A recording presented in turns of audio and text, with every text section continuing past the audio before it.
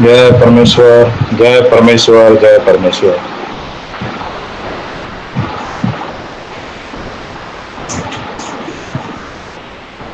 तमाम जहान के हिंदू मुसलमान और साधु संत और पंडित फकीर और मुल्कों मुल्कों के राजा महाराजा और सातवां बुलायत और सब बुलायतों के बादशाह और दीगर अंग्रेज वगैरह को मैं साथ धनुपदास हाथ जोड़ के अर्ज करता हूँ कि इन सौदागर मादनान के जाल की पहचान करो मेरे भाइयों, और इन्हों के जाल का छुड़ाने में मददगार बनो और इस किताब जगत हित कहानी को पढ़ करके अपनी अपनी औलाद बचाने के लिए बंदोबस्त करो।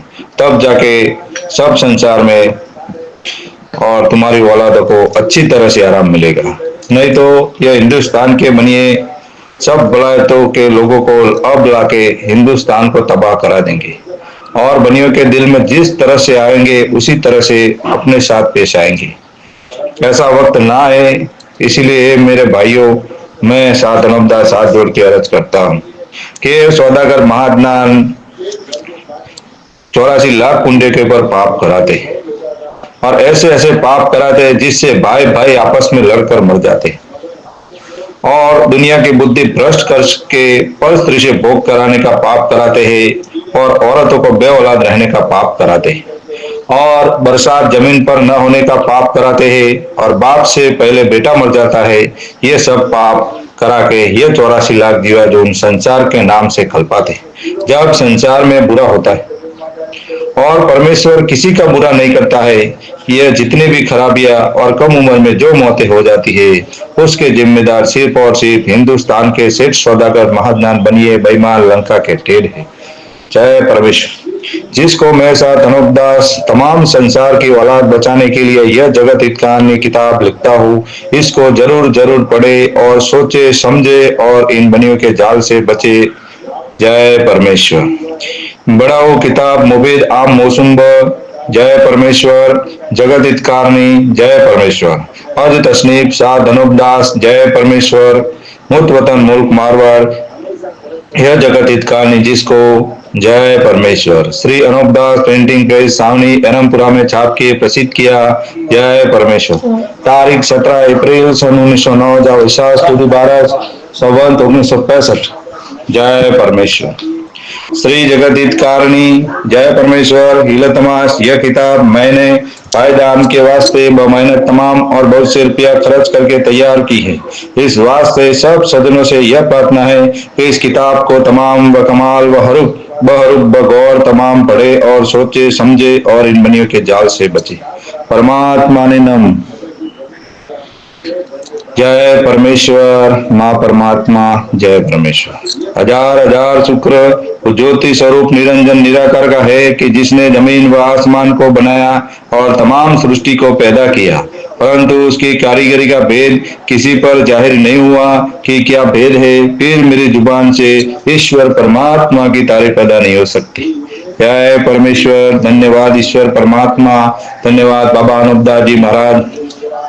इस किताब को पढ़ने में और इस किताब को जन जन तक पहुंचाने में और जाहिर करने में परमेश्वर और बाबा अनुपदास जी महाराज हमारी मदद करे ताकि इन बनियों का राक्षसी पाप जल्द से जल्द सूझ जाए तो सब जीवादून को अच्छी तरह से आराम मिले। यही हमारा मकसद है ताकि इन बनियों का राक्षसी पाप को छुड़ाने में हमारी मदद करे, यही प्रार्थना है। इसीलिए किताब की रिकॉर्डिंग को हर रोज 3 पेज की रिकॉर्डिंग पेज पेज के सबको सुनाता हूँ और इस रिकॉर्डिंग को सुन के सब भाई जिसको पढ़ना नहीं आता है, किताब पढ़ना नहीं आता है, वो किताब की रिकॉर्डिंग को जरूर जरूर सुने और सुनकर अपनी अपनी औलाद बचाने का बंदोबस्त करे। और जिस भाई को किताब पढ़ना आता है तो संपर्क नंबर बोल रहा हूँ 89 056 53 801। इस संपर्क नंबर पे संपर्क करके निःशुल्क किताब प्राप्त करें। जय परमेश्वर। Page number 247। जय परमेश्वर। और यह बेईमान जादू के जुलम से जमीन माता को 8 महीना रोग रखते हैं।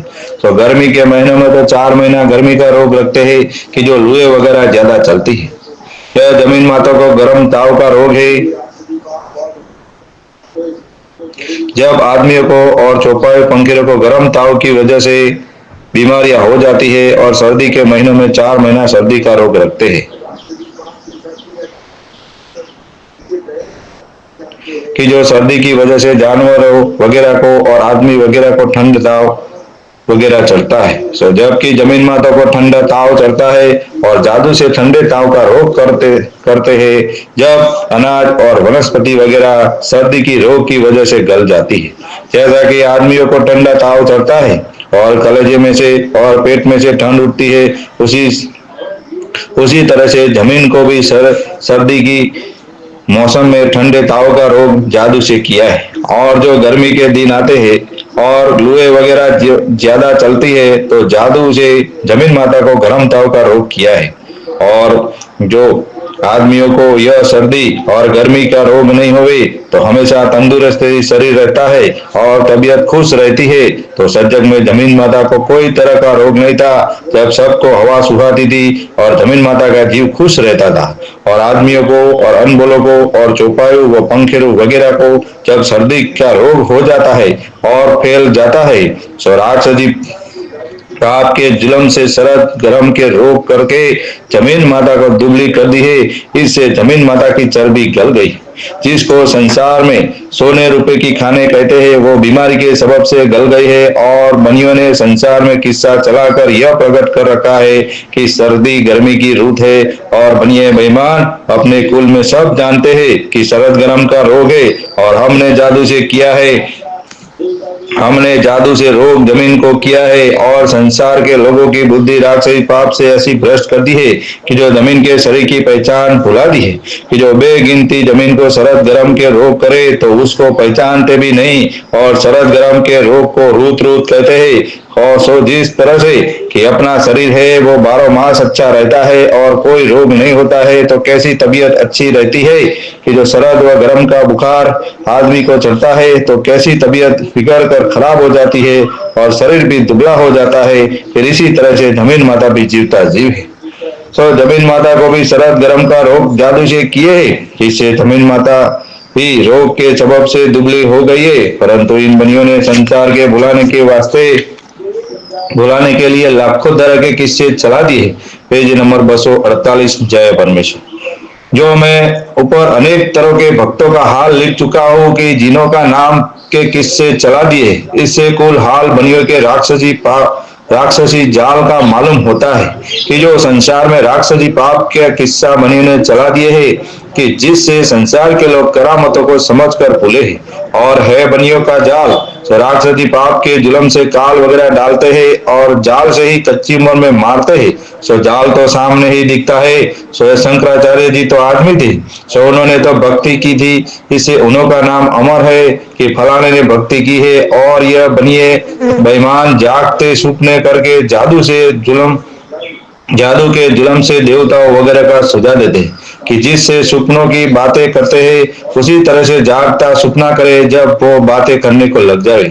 सो जब कि जिस देवताओं का सुपना करे तो कहते हैं कि अब के बरस में काल पड़ेगा या दुनिया में रोग होने का सुपना करे और जहां मरी पड़ने का सुझावे और जहां यह सुझावे कि अब के बरस में तलवार चलेगी या किसी का राज डूबेगा। सो जिस किसी का बनियों को राज डूबना होए या किसी का बुरा करना होए सो यह बनिए मरे हुए का जंजाल करके राज डबो देते।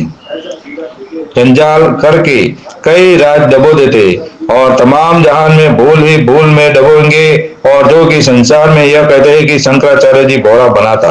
सो आदमी किस तरह से भौरा बन गया होगा और किस तरह से भौरा बन के बल राजा की चारे की टोटी में घुस कर बैठ गया होगा। परंतु संसार की बुद्धि जादू से भ्रष्ट कर दी है। इससे ऐसा जानते हैं कि सच भौरा हुआ होगा। और यह कहते हैं कि अजय पाल जोगी अब तक जिंदा है और किसी किसी को दर्शन देते हैं। सो जब किसी को अजय पाल जोगी के नाम का पाप कराते हैं या बनियों के राक्षसी पाप कि जिसको सुपना किया हुए तो उसको अजय पाल का चेहरा होकर सूझ जाता है।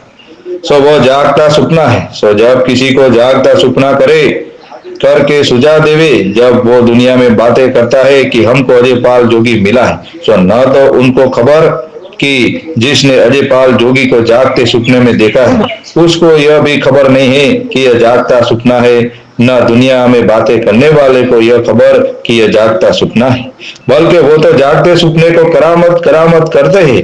और अनेक तरह के भक्त हुए हैं जिनका भी चेहरा राक्षसी पाप के जुल्म से सूझा देवे, जब दुनिया कहती है कि देवी देवता चेतन है और परिचय वाले, जब दुनिया को दर्शन देते हैं और दुनिया में यह नहीं समझते हैं कि जैसे नींद में सपना राक्षसी पाप के जुल्म से कराते हैं, वैसे ही यह जागता सपना है। Page number 249। जय परमेश्वर। सो यह सब सो यह सब इंद्रजाल है और इंद्रजाल बनियों ने चलाया है, और इंद्रजाल का जो गुण है वो सब बुराई है। सो गुप्त पाप से तो हमेशा बुरा होता है, और राजा बादशाह और चोर चंडाल और साधु संत और पंडित फकीर और गरीब गुरबा होवे तो वो भी यह काम करना नहीं चाहते हैं, क्योंकि पाप से तो बुरा होता है। और खेती बाड़ी का पाप और राजा बादशाह के पाप से और चोर चंडाल के पाप से इंद्रजाल का पाप ज्यादा है। और इंद्रजाल में तो लाखों आदमी गुप्त पाप करते हैं, सो वो तो संसार में अलोप है। और जो कि 84 लाख कुंडिया है और संसार में स्वर्ग नरक कहते हैं, वो रावण की तरह से बनियों ने गुप्त पाप का स्वर्ग नरक किया है, वो प्रकट नहीं है। सो खेती पाती के काम का भी पाप जब से चला है कि जब से बनिए काल पढ़ाने लगे, और चोर चंडाल भी जब से हुए कि जब से इन बनियों ने इंद्रजाल का पाप चला है, और जब से ही बनियों ने धन को काबू में कर लिया है, जब भूखे मरते हैं। इससे चोर चंडाल चोरी करते, और आगे काल वगैरह नहीं पड़ता था, जब धान वगैरह बगैर बोए हुए के भी बहुत होता था, और धन भी हरेक के घर में बहुत था, कि जब चोर चंडाल पना बिल्कुल नहीं करते थे और परमेश्वर के ध्यान में रहते थे। परंतु दुनिया ने देव कला के भरोसे भूली हुई है कि जैसे रावण ने बुलाए थे, परंतु इन बनियों ने तो ज्यादा बुलाया है। सो यह सब जादूखोरों का प्रताप है, और गुप्त पाप से सूचना होते हैं और मरी भी पड़ती है और दुख भी करते हैं, लेकिन यह खबर नहीं है कि एक एक के नाम से बुरी तरह के जीवड़ों को मारते हैं, इसका कुछ अंदाज नहीं। और दुनिया में यह जो कहते हैं कि मालिक नारगी में डालता है, सो जिसको कि 84 लाख कुंडिया कहते हैं, और यह कहते हैं कि किलो की मार देते हैं, और बहुत से यह कहते हैं कि गुर्जों की मार देते हैं, और बहुत से यह कहते हैं कि चमड़ों बहुत से यह कहते हैं कि चमड़ों की मार देते हैं और चमड़ों को उतार देते हैं, और यह कहते हैं कि गर्म तंबों से बांध कर मारते हैं। और बहुत से यह कहते हैं कि स्वर्ग नरक में अर्थ निकलता है और खून उतार देते हैं। और बहुत से यह कहते हैं कि कुंडियों के नीचे जाते हैं जब तो कीड़े खाते हैं, और जब के बाहर आती है जब कागले और चीले चोचे मारती। और बहुत से यह कहते हैं कि वहां पर लहू की कुंडिया है और रात की कुंडिया है, सो उन कुंडियों के ऊपर ऐसा पाप होता है। तो पहले तो जीवों को शस्त्रों के चोट देते हैं, जब उन शस्त्रों की गर्दन से खून निकलता है और जख्म होते हैं, फिर उन जख्मों में कीड़े पड़ जाते हैं। जब वो कीड़े उन कीड़ों को खाते हैं तो फिर उनको दर्द बहुत होता है। जब वो जीवड़े उस तकलीफ से कुंडी में ऊंचे नीचे तड़पते। सोए बेईमान, ऐसा तो रावण के मुआबिक संसार के नाम का पाप कराते हैं और शोभा चला दी है स्वर्ग नर्क में कूद लिया नारकी डालने की। जय परमेश्वर, जय परमेश्वर, जय परमेश्वर। 3 पेज की रिकॉर्डिंग भेजी है, उसको जरूर जरूर सुनना। और जिस भाई को किताब चाहिए तो संपर्क नंबर बोल रहा हूँ 89 056 53 801। जय परमेश्वर, जय परमेश्वर, जय परमेश्वर। भाइयों, सब संसार की औलाद बचाने के लिए सात अनवदास लिखी किताब जगत कहानी को पढ़े और पढ़कर बंदोबस्त करे, और पढ़कर अपनी अपनी औलाद बचाने के लिए किताब जगत कहानी को जल्द से जल्द जाहिर करे, ताकि इन सौदागरों का राक्षसी पाप संसार में से दूर हो जावे। तो कैसी उम्दा बात है। जय परमेश्वर, जय।